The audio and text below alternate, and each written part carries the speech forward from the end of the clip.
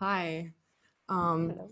Hi, everyone. My name is Nadia Kampowijak. I'm an artist, designer, and researcher at KTH, Royal Institute of Technology in Stockholm, and I'm a volunteer for the Streams conference now. And I will be chairing this session called A Trailer of the Post-Humanities Hub, Submerged at ART LAB GNESTA. And so just for those of you who have joined right now, I'd like to remind you that please do participate using the chat function in Zoom. At the bottom of the Zoom window, you can post any ideas and comments there and introduce yourself, but also please also use the Q&A box at the bottom of the Zoom window also to post any questions that you have to our speakers. Yes, and yeah, so with that, I'd like to hand it over to our guests, and they will introduce themselves. Thank you so much. Is our mic on? Yeah. So this is the differentiated Anthropocene, as Professor Rude mentioned. But this is also a time wide open to new synergies, new exchanges and formations of knowledge, a wealth of contemporary speculative practices on how to deal with life and death.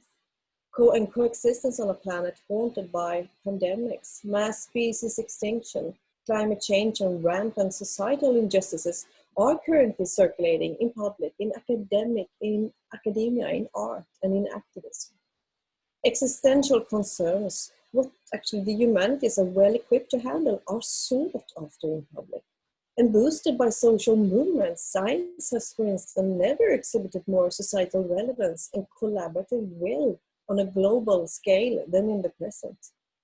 Science and knowledge are back in flavor. Everything is changing, everything is in question, even humanity, it seems. So how about the humanities? How can the humanities respond to normative notions of the human that in effect make some people more killable than others? How can the humanities make themselves, to use a term from Donna Haraway, responsible for how this normative human have shaped the planet into such an inhabitable or even toxic place for many others? One answer, a well-trailed path by now, are the feminist post-humanities and how they together as environmental humanities, medical humanities, feminist science studies, decolonial humanities, science and literature studies, queer humanities, techno-humanities, post-human or multi-species humanities, question how all these questioned exclusions and inclusions made in the name of the human and the humanities. Here, theory meets practice, science meets art, and a transformational sense of humanity meets the people. Hi there. It's my great pleasure to welcome you all to this trailer session, a kind of an appetizer for the stream day of the Streams conference that we are preparing for you all in 2021. In this trailer, we will present to you an experimental session that we filmed earlier this summer, and we will also have a Q&A session after the little film clips, where you, of course, will get to meet all of us who are curating and preparing this stream on feminist, post-humanities, multi-species futures, and more than human art. You will get to meet Signe, Kristina, Marietta, Janna, and me. You get to meet us and ask us anything that you were curious to know about the stream, and of course about feminist post-humanities as well, but perhaps maybe you were too shy to ask, so this is your chance. We five are in one way or another all connected to the post-conventional research group, the Post-Humanities Hub, and its networking between society, art, and sciences. Focused on feminist post-humanities of many kinds, the Post-Humanities Hub is, since 2008, both a research group and a lively community across several universities. It is a platform for post-disciplinary reinventions, environmental humanities, and more than human humanities. We host scholarly and public events, guest researchers, artists in residence, and seminars, most of them online this fall from KTH. From such collaborative vantage points, we bring science and art to the humanities and ecological humanities to the people.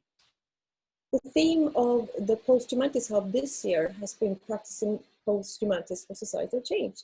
And we have in our research seen a particular interest in the oceanic, but also in deep time and artistic interventions, which of course meets really well with the stream theme of transformative environmental humanities, but also actually with the declared United Nations Decade of the Oceans in 2021 to 2030. So after the short film of an experimental session we did earlier this summer at ART LAB GNESTA, I will give you a few more words on our oceanic turn within environmental humanities, our turn to the multi-species interests of the sea, which actually came about after transformative collaboration with the Lofoten International Arts Festival last fall in September 2019 and its Kelp Congress that resulted in this lovely double publication, both in English and in Norwegian. Now it's high time to introduce us who are here with you in the Zoom room, the curators of the stream entitled Feminist Post-Humanities, Multi-Species Futures and Modern Human Arts, where we are hoping to meet you all live next year. So my name is Cecilia Åsberg, and since 2008, I'm the founder and director of the Post-Humanities Hub, also professor of gender, nature, culture at Linköping University, and a guest professor at KTH and the Division of Historical Studies of Science, Technology and Environment. And together with me here in this trailer session are my friends and colleagues, Marietta Radomska, wave Marietta, a feminist philosopher and the co-director of the Post-Humanities Hub and a postdoc at Linköping University. We have here Janna Holmstedt, artistic director of the Hub, also an artist, PhD and a coordinator of the Hub. And also with us here is a longtime Hub co-researcher and senior advisor, Kristina Fredengren, associate professor of archaeology and an environmental heritage researcher at Stockholm University. And we have also our new collaborator and the artist Signe Johannesen, one of the co-founders of the organization ART LAB GNESTA. So we are the curators of the stream, and with me here in Zoom, while we are actually physically in all kinds of locations, we are, one is in Gnesta, in Norrköping, in Stockholm, and me and Janna here, we are at Kristineberg Marine Research Station on the Swedish west coast right now, where we have been foraging seaweeds all morning. Well, all of us, we are anyway very, very happy to introduce you all to our first experimental session on this stream, our film, which was filmed and shot at ART LAB GNESTA. So this super short or 25-minute long, improvised, very low-tech trailer, we hope will whet your appetite for our day of the big International Streams Conference in August 2021. And after this film, we are more than happy to receive your questions and comments from all of you out there. Yet, it's very important that you mind this, that this session and this day will include many, many more scholars and many more creative interventions and artists than the ones that are present here today. This is just a tiny sample, a teaser for the lively conference day in August 2021. To the Streams conference, we hope to be contributing creatively and critically to transformative environmental humanities in many voices and in many shapes. So Nadia, let us now go back in time a few weeks to the eastern side of Sweden, as it were, and our little collaborative experiment. Let us safely and playfully submerge ourselves in the thriving environments of ART LAB GNESTA.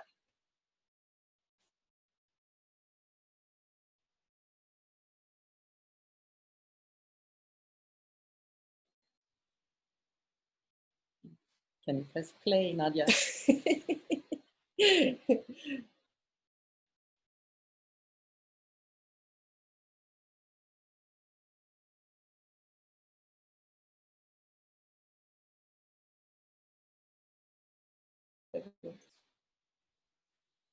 I'm afraid there's no sound, Nadia.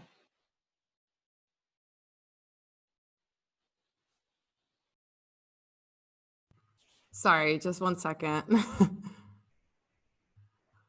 I forgot to optimize for sound. All right, it should work.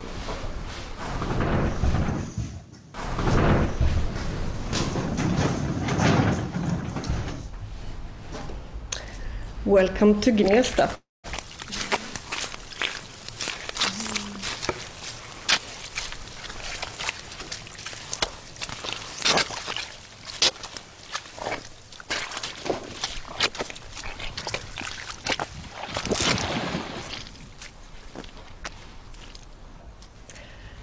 In this moment, due to a virus, we are living through a transformative response that exhibits how things very, very swiftly could be done very, very differently. In this particular pandemic practice, there are millions of threats to lives and to democracy at large, but also grains of hope and agency. Succinctly, Arundhati Roy describes the pandemic as a portal, a gateway to an involuntary revisioning of the world we inhabit. She proclaims, nothing could be worse than a return to normality. Historically, pandemics have forced humans to break with the past and imagine their world anew, she writes. This one is no different. It is a portal, a gateway between one world and the next. We can choose to walk through it, dragging the carcasses of our prejudice and hatred, our avarice, our data banks or dead IDs, our dead rivers and smoky skies behind us. Or, she writes, we can walk through lightly, with little luggage, ready to imagine another world and ready to fight for it. At times of great emergency and fast action, like in the present, we need slow, uneasy theory and theory practices alongside the practices for the transformations that may transport us outside of our comfort zones. And that is what we hope that this stream will do for you. It will be part of those portaling practices into a reimagined world. So if this outbreak, like others before it and those coming after it, can be traced back to, for instance, our cruel treatment of animals, and confinement of animals, such as those at Chinese wet markets, or for that matter, Swedish chicken farms. Actually, examples abound everywhere in the world. Let us abandon it. As Arundhati Roy stated, nothing could be worse than a return to normality. What we need is more knowledge, which is a light burden, on those still largely unfamiliar human and non-human relationships and powers and how they process the world with us in it. Such insights need to pervade also the interdisciplinary humanities.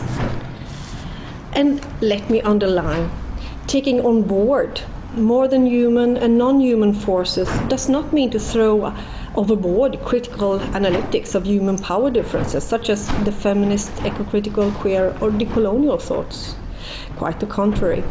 It hones those skills of understanding environment, embodiment, and embodied environment, and mitigating the politics of inclusions and exclusions, and always asking, qui bono, who benefits? So we welcome you to engage to this table, to this stream of feminist post-humanities, where we prepare to get wet, seedy, and submerged with environmental humanities. And we claim that in this stream we need the insights from many humanities, from the many arts and sciences, from academic and non-academic knowledges. We need that to stay relevant for multi-species futures to come. And knowledge is, as you remember, always a light burden, available to the reimagining of the world that we now must ensue in the light of climate change, mass species extinctions, political polarizations, and global pandemics. This is the new humanities, feminist post-humanities if you wish, and we welcome you warmly, together as we are for a short while, at ART LAB GNESTA.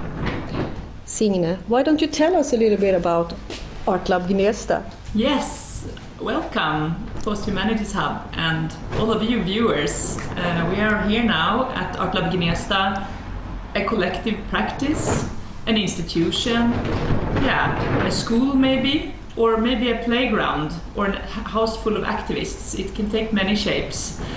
It's situated here in Gnesta, a small township just 1 hour south of Stockholm with 5,000 inhabitants. So what can this particular site teach us, or like how can we go into dialogue with this landscape that we are in? So today we will descend into different parts of this landscape and discuss, go into dialogue with it. And we are just now a few meters from the lake of Frösjön, which just some time ago was a part of an archipelago. And in some time it will be completely a part of an archipelago again, or maybe a huge ocean because it will be flooded. But right now, in this time, we are on a small peninsula, and we will walk around here and see what we can find, but we will also go to a dear friend of mine, a small dying lake, a swamp that is just a few kilometers from here, where I will invite you to get really, really wet with me. And after that, I want us to sit down in the quagmire and offer something in return to that site. And talking about offerings, Kristina. Yeah, what can I as an archaeologist offer? I can bring along mythical times, deep times, queer times and temporalities, but also practices of how to inherit better. Then with the focus on material past, present and futures, I want to explore if that could be a portal to other worlds within worlds. And here we are bringing onto the table as well questions about planetary and earthly archaeologists, which reminds me to call upon Janna. And I, as artist and researcher, invite you to think with me around soil blindness, human-soil relations and maize, a very special kind of maize that's been my teacher, learning me about what it means to become a soil worker, and also the very slow process of acquiring a feeling for the audience. And I borrow that from Barbara McClintock, who was a pioneer geneticist and spent a lifetime studying and growing maize. Maybe you heard the expression plant blindness. It has been described as a tendency to overlook plant life, the importance of plant life, and consider it a mere background to more important figures as humans and mammals that we tend to focus on. And I propose that industrialized cultures suffer from severe soil blindness, because we take this life-sustaining thin skin of the earth, as it's been called, very much for granted. And my personal companion and teacher has been these little fellows. It was given to me by a friend.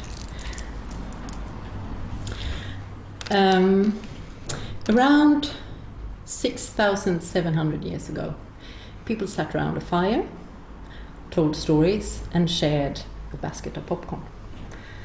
That fluffy, nutritious cloud is the result of a very long human-plant collaboration, which resulted in a fantastic genetic diversity and resilience. And today, 80% of this diversity is gone, doesn't exist anymore. So the agrobiodiversity has radically declined the last 100 years, and with it, locally varied food production systems and also local knowledges.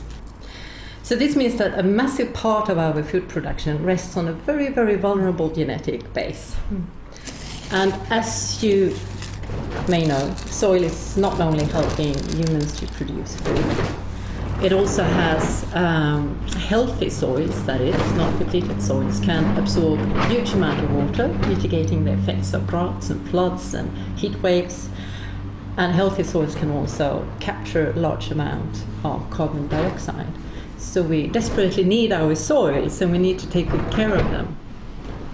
So this considered, imagine if soil was the currency that dictated global relations. Can we reclaim economy somehow? The agro-based industries have made massive withdrawals without paying any interest for decades. So you could say it's payback time. I started to make soil coins together with colleagues, Karin Beeksjö and Malin Lobel. And this is very valuable stuff. So horses, worms, plants, and microbes have invested heavily in this, and humans as well. So these seeds are the result of a humus economicus practice. It turned out that the seeds was not any ordinary corn. It has been cultivated by hand from more than 70 different varieties. That has been collected from indigenous peoples and also homesteaders across North America. And it's taken 40 years to cultivate this specific variety by a man called Dave Christensen, who's been collaborating with farmers. And many of the varieties that he's collected, they are now extinct. They doesn't exist anymore. But their genes live on in these seeds. So through receiving these seeds, growing them, gathering, and again giving them away, I become part of a 9,000-year-old tradition where seeds have gone from hand to hand through many soils. And I find this monumental, actually. So I inaugurated a monument. It's basically a seed package, but through growing the maize, you erect a monument, a cyclical and disseminated monument wherever it grows. And a monument stands as a reminder. And this monument could be a reminder of indigenous and local knowledge practices, of the importance of sharing stories and seeds, of taking care and making kin, and engage in the very slow processes that is required to actually gain a feeling for the organism.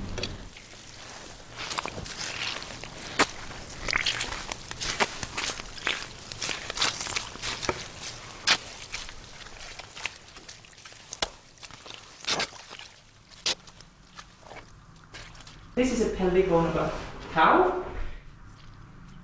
We as a species, we kind of take on the position as some kind of super hungry suckling calf.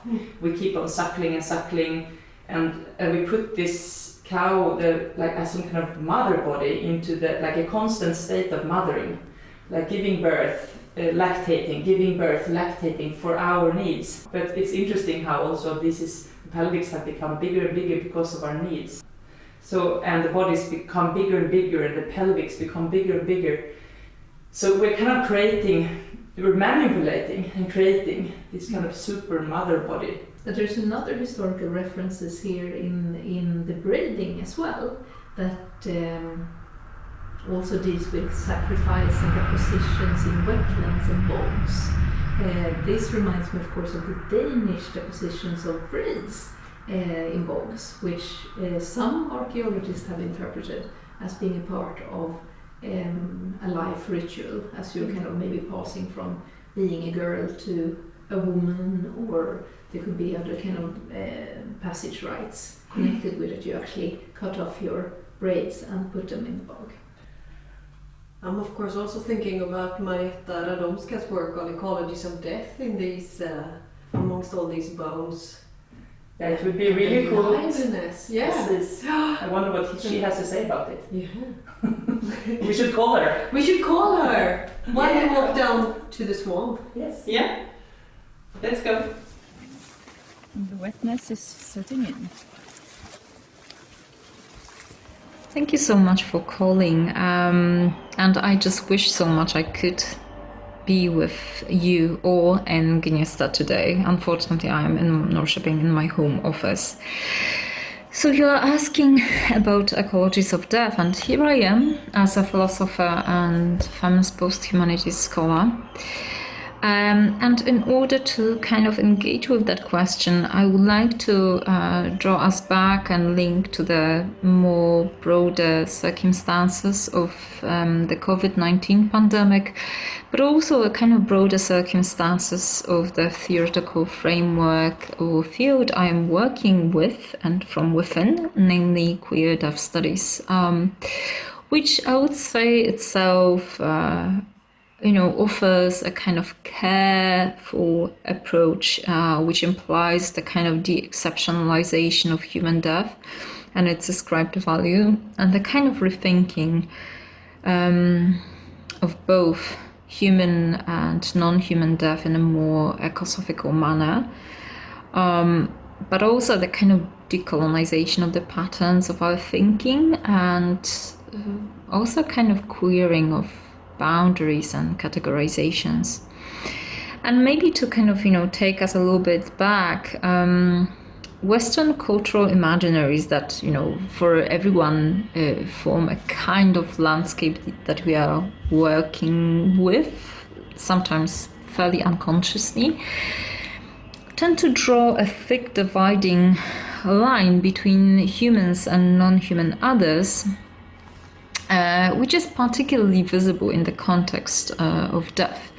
And dying on the one hand is seen as kind of something that or a kind of process that is common to all organisms on the one hand, and simultaneously as something that really discerns the human from other creatures. So the human is in this way constructed as having, a kind of privileged by having an afterlife. Either it is imagined as an immortal soul in the kind of more religious or specifically Christian traditions, or afterlife as a memorized subject in kind of more secular terms. So this privilege is, however, conditional. And what I mean by that is, it's conditional, and it applies only when the deceased has not been expelled beyond the boundaries what is deemed, grievable in terms of citizenship, migrant status, geopolitical location, positioning, racialization, gender, sexuality, bodily or mental ability, and of course also species, right? So the current pandemic seems to have drawn attention to the ongoing more than human necropolitics, vulnerability, unlivability, ungrievability in ways that slow violence and kind of environmental disruption have not managed. And this is of course again all due to human hubris. So when I'm thinking about that, perhaps instead of fixations on futurity, our goal could be to rethink our present, which at times requires, I would say, palliative care. So along with responsibility for the protection and preservation of life, I would like to turn here to literary and queer eco-criticist scholar Sarah Ensler, who suggests that, and I will quote her here, that we may turn to acknowledging the end as an extended temporality that we already inhabit rather than we are working to prevent, end of quote. So in her work, Ensler uses the concept of terminality, which, in her writings refers to a lifelong and shared condition characterized by the potential for relations, by nonlinear temporality, and an ongoing responsibility for and accountability towards the harmed, the ill, the perishing, and the dead, environments, ecosystems, organisms, and other entities. So perhaps, and this is my last word here, if we are, or last sentence, if we are to learn one lesson in this situation, it should be taken seriously. You know, the harms we have been perpetrating, the queering and uncontainable potentials of nature, and the call for a more caring and hospitable world. And I think I will stop here, and I wish you a fantastic time in Gnesta. See you later.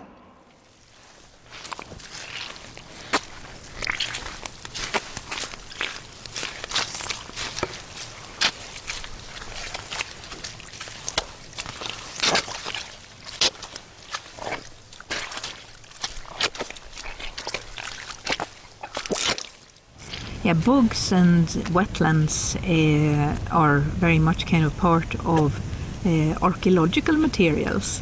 The bog preserves, so what you can get from a wetland place like this is a fully fledged body preserved in skin that is up to 2,000 years old, if not older. So one can speak about different temporalities of the bogs, where time to a certain extent stands still. The bogs have of course also been connected to contagion, and there was this belief not only that they were full of spirits and ghosts, but also that they spread diseases, and that a particular type of gas and bacteria, maybe even viruses, the miasma, spread from the wetlands onto the civilized world, causing all types of illnesses. And this, together with many other thought practices, led to that the wetlands were drained. They were drained to get rid of disease, but they were also drained in order to get better farming land from what was seen as completely unproductive, dangerous grounds. And to switch maybe from this religious connotation on the bogs onto more secular practices, we can today also talk about a new type of miasma, a miasma 2.0 as I would call it. And with the drainage of these bogs, decay processes started to get in motion, and many of the bogs were drained, let's say some 100-150 years ago, and this decay process has, despite the kind of re-stabilization of the wetlands, continued and again created some kind of time bombs, as the bogs are releasing lots of greenhouse gases, thereby connecting up to the climate and climate change. So we're actually not only standing on what might have been a sacred bog, but it's also a ticking time bomb.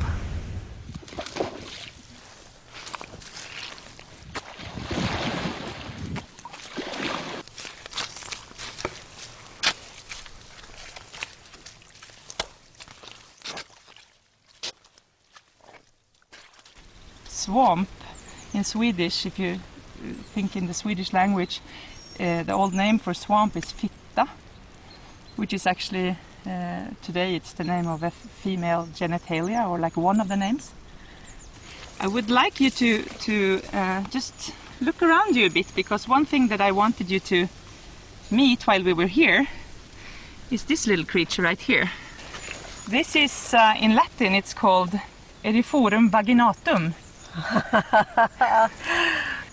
And in history they have been also found as like ritual objects under like archaeological findings. Corpses. Yes, precis. As some kind of bed. Wow. But also as a poor man's pillow, it's called. Yeah, this is the carnivorous. Where? This sileshår. Can you see the beautiful like secrete that it is? And here, I think, look, he just took. It's at something. Oh, yeah. Can you? I don't know if it's just. Is it a fly? Is it closing up? In in Latin. They're called drosera. In English, it's sundew. Sundew. But you also mentioned that humans have used xylosaur as well. Historically, to preserve milk, you made some kind of fermentation of the milk called filbunke, and then you took this carnivorous plant and you kind of smeared it in the bowl, and so then when you put the milk in, there is a culture in the bowl that sets the milk. This connects with the cow again. Yeah. Again, we're back to the teat. We're back to the lactating us as calves, and how to preserve all this milk that we need or want. And it's kind of both kind of saving practices, and it's also kind of temporal intervention. Indeed. In the way that you're prolonging something through life and death. Carnivorous plants and carnivorous people.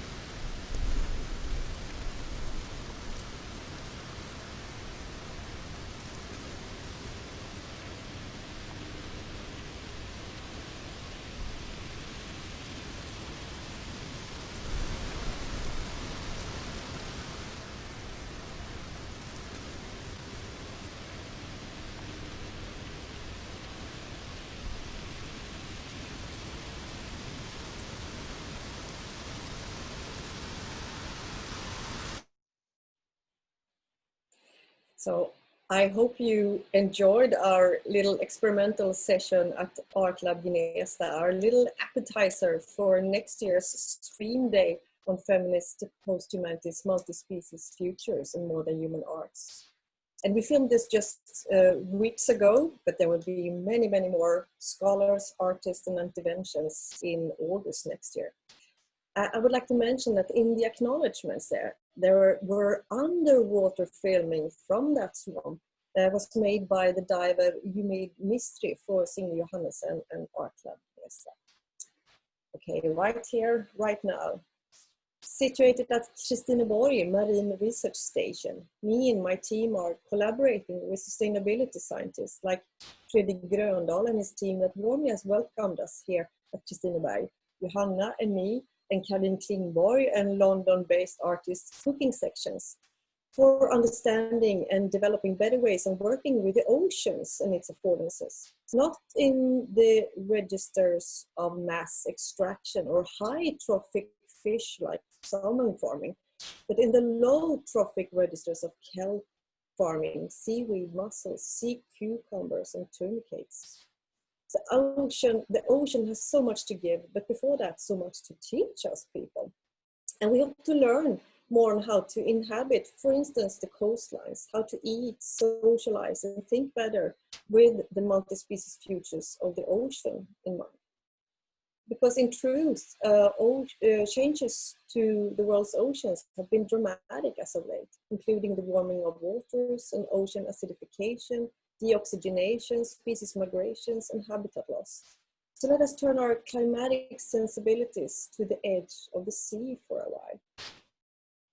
All through the extended history of Earth, the coastline has been a zone of unrest where waves and tides have forged life and land on this planet. Oceanic algae, once terraforming Earth into a breathable planet, still produces most of our oxygen. The deep sea is not our given element, while human forces have been invasive, of course, here too, searching for minerals, oils, and gases, and leaving a trail of pipelines, cables, and litter behind. Yet, still, the edge of the sea remains a strange and beautiful place, as Rachel Carson remarked, with all its wondrous creatures in mind. Low trophic marine zones with kelp and other macroalgae provide a host of benefits to various organisms, humans included, in providing many species with sanctuary and mitigating the eutrophication of the sea. Care, but also curiosity and queer collaborations and playfulness on how to inhabit oceans, but also deep time futures are of concern for us all in this stream. We want to be part of a revisioning of ourselves, of becoming better ancestors to future multi-species generations. And this is our chance. And we invite you all to take the step through the portal until next year with us. Because you all remember Arnold Roy described the pandemic as a portal, a gateway to an involuntary revisioning of the world we inhabit. And as Roy stated, nothing could be worse than a return to normality.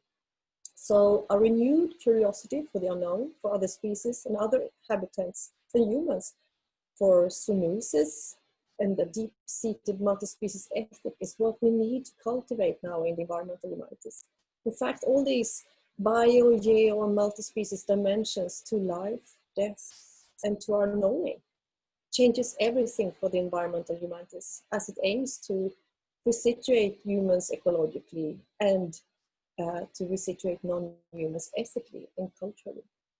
So as we look to the renewed environmental humanities of streams, we do not foresee the kind of territorial environmental humanities that drags the carcasses of disciplinarity or dead ideas, as Roy stated, behind us. This new post-epidemic environmental humanities needs to be open-ended, bio-curious, if you wish, and include critical practices of thinking and doing things together across the modern divides of nature and culture, across disciplines, universities, academic and everyday life, and across, of course, national boundaries. It needs to be inherently pluralistic, as Deepa Chakrabarti said. It needs insights from many fields to stay societally relevant, like art. Art is a crucial friend in the reimagining of the world that now must ensue in the light of the global pandemic, in the light of climate change, mass species extinction, and political polarization. And you will now embark on a journey together with us and all the other stream participants. We will travel through the portal until next year and our stream on feminist, post-humanities, multi-species futures, and modern human art. I think it's about time that we let you into this mix, to let your questions and open up for new conversations with the whole curatorial team that we have here. So it's time for Q&A. All right, so I've looked at the Q&A and there's a couple of questions. The first one is an anonymous attendee has asked, what's the difference between post-human and transhuman? So maybe if you'd like to answer that briefly, and then we can move on to questions. I think I can take it very quickly, if that's okay. I think, the first thing is that there might be some confusion with terms. However, as much as I think thinkers within the field of so-called critical posthumanism showed posthumanism basically takes as its challenge the kind of critical rethinking of the human. We can think about Lyotard's notion of postmodernism as rewriting of modernism. So basically posthumanism looks critically at the idea of liberal individualism that is so much of the core of humanism, and actually questions that the position of an autonomous individual, the human as a measure of all things and the apex of like all hierarchy of beings. While transhumanism takes also the kind of idea of rethinking of the human, but in an opposite direction as an idea of enhancing the liberal individual via technological means. So some of the transhumanists are speaking about enhancing via technology, via pharmaceuticals, and so on and so forth, which basically just ends up in hyper-humanism. So on the one hand, we have like kind of, critical rethinking of the relations between the human and the environment and other entities, also with technology, but I'm basically undermining the autonomy of the human individual. That's post-humanism. On the other hand, we have transhumanism as a kind of uber kind of enhancement of the human, so like sort of hyper-humanism. I think that's very quick and dirty distinction. Great. Should we move on to another question then? Yeah. The next question that was voted up, and I want to remind our attendees to please use the Q&A to ask questions and to vote on the questions that they think are more interesting. So the next question was, how might grievability help us transform to more ecological ways? And a follow-up question would be, and what might be ways to start to engage with this grievability? Well, can I take it? Because I mean, I think that it speaks to my contribution. I think that, you know, my contribution was also very much relating back to the work of, for instance, Judith Butler, who was speaking a lot about grievable and non-grievable lives. And also, as much as a kind of queer death studies field, but also kind of critical rethinking of death and, you know, what is considered grievable and non-grievable, points out is that, you know, if we consider other lives as kind of worthless, I mean, usually they are also considered non-grievable. And, you know, as much as I think Butler was primarily talking about humans, so, you know, like how much we care about human death if it's not someone close to us, or, you know, someone considered as like fully worth human, it ends up into not caring about their life, but also not caring very much about their death, not grieving their death. And, you know, therefore, I mean, the kind of undermining of both value, but also subjectivity of that entity. And as I say, Butler was very much working and writing about humans. But I mean, if we think about life and death and the kind of non-grievable lives, you know, so I'm saying we, but I mean, like, I'm assuming the kind of human we. So often, you know, the kind of machine, I mean, almost industrially produced death, whether in the, you know, in the as a result of wars placed somewhere else in the world, or death industrialized via, for instance, factory farming, is not even considered as death quite often. Non-grief, I mean, then, you know, there's no, not even an idea of potential grief for the, you know, millions of deaths produced every hour. Which also leads to the kind of, you know, exclusion of numbers or millions of beings from the kind of landscape of what is considered, you know, valuable or worth, and so on and so forth. So how does this connect to a more kind of ecological way of being is to, you know, kind of pay critical attention towards not only, you know, consider other beings as, yeah, I mean, objects, but think about the kind of relations between living entities. And if we actually apply some, and I will let Christina speak in a second, if we think about others as, you know, other entities as, you know, lives, having lives of their own, and, you know, having the value for themselves, you know, that bird or that pig has a, I mean, you know, the life it has is the only thing that it has, in a sense. You know, maybe then, you know, we can actually start to see others as subjects and not only objects for our use and consumption. And this also applies to humans, because, I mean, you know, the mechanisms of animalization that I think are also related, link back to the questions of grievability, as scholars working with, you know, critical race studies and simultaneously critical animal studies, like on that sort of, you know, bridge, are showing, are kind of working, at work, not only when we relate to non-humans, but also to other humans. But sorry, I mean, Christina, go on. Mike. Christina, you're muted. Seconds. There. No, yeah. When you were talking, I of course connected both to the Ubuntu that James Ogundu spoke about earlier, and this thing of the need of maybe paying attention to rituals, and also to my favorite topic, which is kind of sacrifices.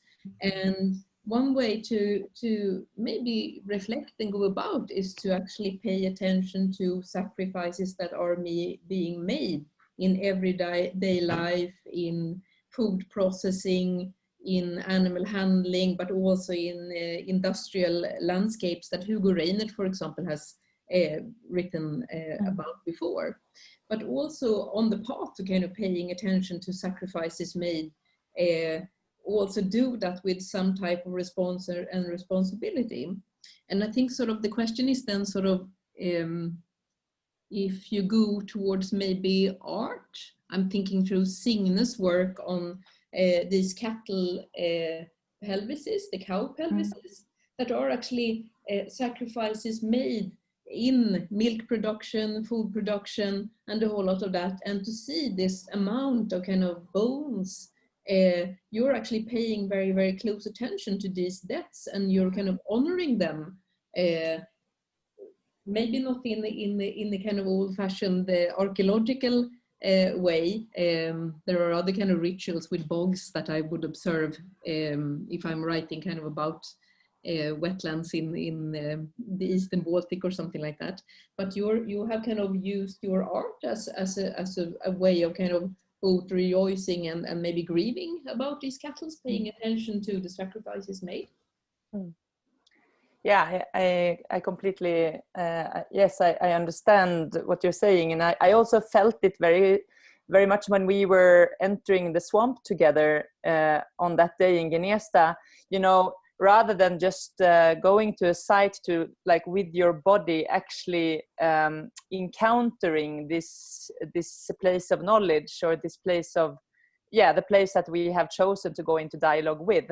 And so I think that when you talk about ritual, I think that it's about what kind of focus or energy you put into whatever you're doing. You know, also what Janna offered with the maze. I mean, you know, when you kind of work with the ritual as a method, I find that really fruitful, a fruitful way of finding new knowledge.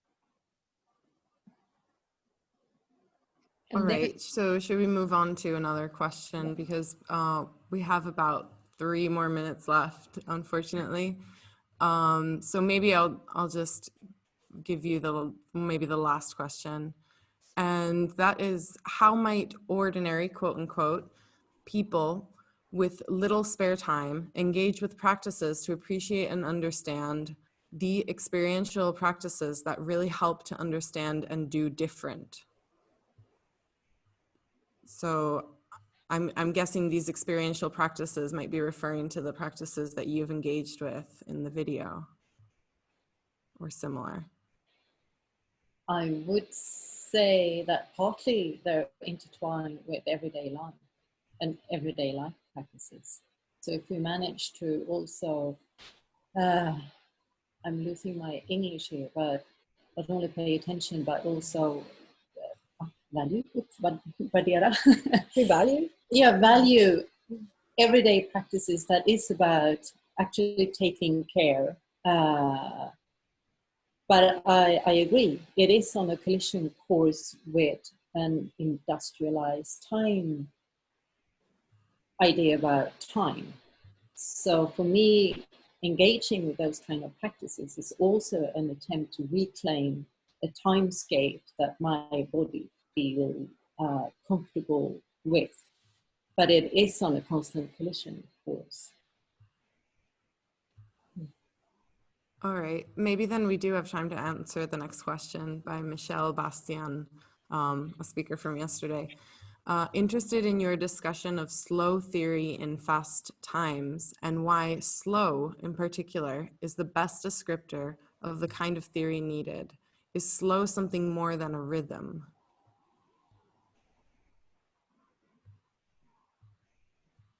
Well, yes. How to continue to answer that? It is another kind of rhythm, but it's also about attention, of course, and care again, about being sensuously present with more senses than your eyes or ears, like trying to capture more of the different senses than we have. Please fill in But then it also has to do right with different kinds of bodies, right? And different sensibilities. Yeah. And differently situated bodies. Yeah. And so I think that, you know, we are also linking to the questions of perception, like also, you know, what kind of perceptions we mobilize beyond the, I think that, you know, feminist theory for quite some time have been pointing at the kind of, you know, fetish of the visual as a way of producing knowledge and getting, like, kind of also engaging with the data from outside, and sort of like changing our perception in a sense of, you know, undermining the kind of priority of the visual. And I think that, you know, the kind of slow theory and also here kind of low trophic theory in a sense also asks us about the kind of, you know, our ways of consuming the world in a very, very high speed manner, and sort of like, you know, reworking our ways of perception, thinking about how, you know, how we can do things differently and how we can do things in a way that we are in a kind of relationality or kind of almost conversation like with, you know, with the location we are at in. So it's also about questioning different scales of producing knowledge, scales of perceiving as well. I think that's that will be it for given that we are now on the verge of time. Thank you, Marietta. I think we actually need to start wrapping up, or finish, because we need to give space for the next presentation. But thank you so much for joining us, and we will record all the questions. Yes, thank you so much. We had a lot of fun doing this. Thank you. Yes, thank you, everybody. See you next year. All right, thank you. We will be taking a short break now and proceed